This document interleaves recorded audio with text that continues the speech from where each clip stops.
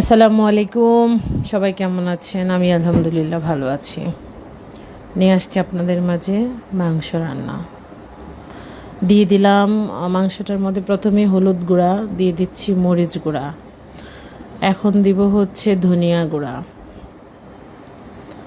এখন হচ্ছে জিরা গুঁড়া দিব। সবই হচ্ছে পরিমাণ মতো, লবণটাও পরিমাণ মতো দিয়ে নিচ্ছি। এখন দিব হচ্ছে টক দই। টক দইটা আমার ভালো লাগে, মাংস রান্না করতে গেলে টক দইটা দিলে আমার ভালো লাগে।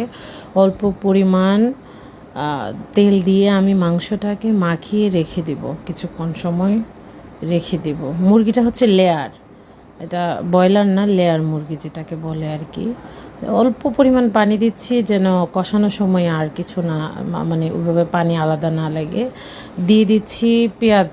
আমার কাছে তরকারিতে কাঁচা পেঁয়াজটা ভালো লাগে। চলে যাচ্ছি ফ্রাই প্যানে, তেল গরম করে দিয়ে দিচ্ছি পেঁয়াজ। পেঁয়াজের সাথে একটু আদা বাটা, রসুন বাটা দিয়ে দিচ্ছি।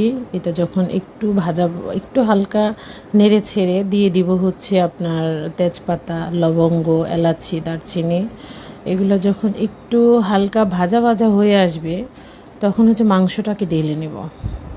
দিয়ে দিচ্ছি মাংসটাকে একটু নেড়ে দিলাম যেন তেলটা, মাংসটা একটু ভালো করে হয়, সেদ্ধ হয়। তো মাংসটা যখন একটু অল্প কষিয়ে আসছে,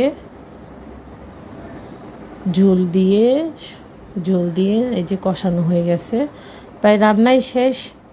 আমার আজকের ভিডিও এই পর্যন্ত। ভালো থাকবেন সবাই, দোয়া করবেন, পাশে থাকবেন। আসসালামু আলাইকুম।